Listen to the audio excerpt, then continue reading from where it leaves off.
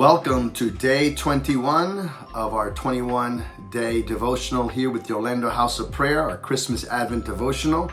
And today's theme is Born for This. Jesus was born for a specific purpose, and he was made to be able to be qualified to fulfill that specific purpose. We're reading from the book of Luke in chapter 2, where it reads, "And the angel said to them, Fear not, for behold, I bring you good news of great joy, that will be for all the people.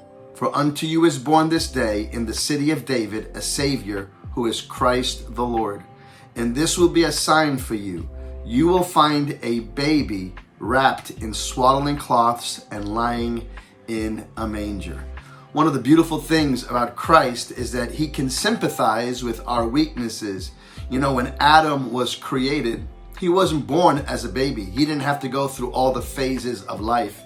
Even though we're all made in the image of Adam, in reality, Adam bypassed many of the things that you and I and all of the rest of humanity have had to go through. But not so with Jesus. Jesus himself was born as a baby. Now think about that. The Creator, God himself, took upon human flesh, took upon human form so that he can identify with you and I, and not primarily for his sake, but for our sake, so that we would be convinced and that we would know that Jesus can really understand and sympathize with our trials, our weaknesses, our failures. Not that he ever failed, but he can understand the feeling of perhaps someone going through a trial of failure, because he was tested. And when he was tested, he felt emotions. And so when Jesus was born in a manger as a babe, that was a powerful sign, because it was prophesied in the book of Isaiah,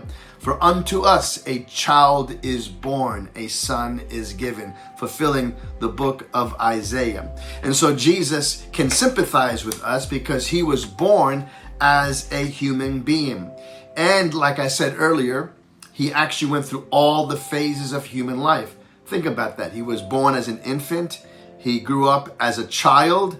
He became a son, and eventually he became a youth, and he became a man. And so he's able to understand all the trials that you and I may ever go through. And so because he knows our trials and he knows the weaknesses of the weakness that humans have to go through, he invites us to come to him.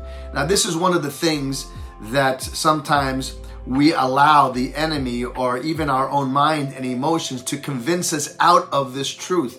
And the truth is this: he invites us to come to him even in our weakness. Hebrews 4:16 tells us, "Come boldly to the throne room of grace, that you may find help in time of need."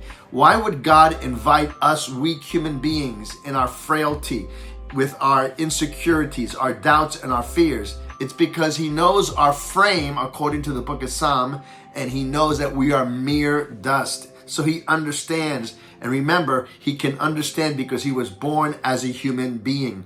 Not only was he born as a human being, he went through many of the struggles that poor people have got to go through. For example, it says in the book of Micah, in chapter 5 and verse 2, "But you, Bethlehem Ephrathah, though you are little among the thousands of Judah, yet out of you shall come forth to me one who will be ruler in Israel, whose going forth are from old and from everlasting." This speaks of Jesus, where he was born, and he was born in a very lowly town called Bethlehem. He wasn't born in Jerusalem, which was the city of the great king. He wasn't born in a palace. He was born in a lowly town called Bethlehem.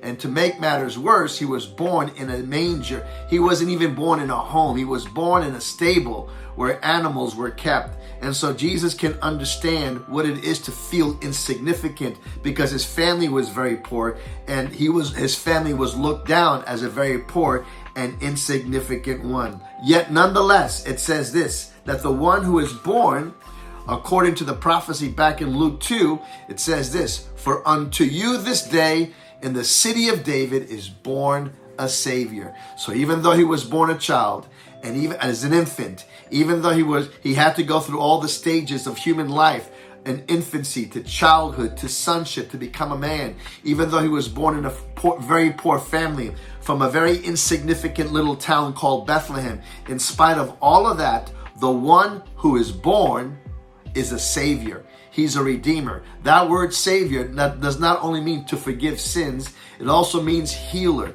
It also means protector. It also means deliverer. It also means the one who is able to restore. That's who this one was born 2,000 years ago. The one that is born to you today is Christ the Savior. Let me close by saying this. Psalm 103 verse 1 and 2 says this: "Bless the Lord, O my soul, and forget not all of his benefits, who forgives all of your iniquities, heals all of your diseases, and delivers your life from destruction." That's who this Jesus is. The one that was born a baby in a manger, the one that came in human form, and the one that can understand our weaknesses, our trials, our fears, our failures, is because this one who was born was not only born as a human being, but he was born as God in a human body. Now we know, according to Micah 5:2, again it says, his goings forth are from of old, from everlasting. So Jesus has always existed, but he had a birth as a human being. And that's the miracle of Christmas. The one that's born to you is a savior, he's a redeemer, he's a healer, he's a forgiver, and he's a restorer. We'll see you tomorrow.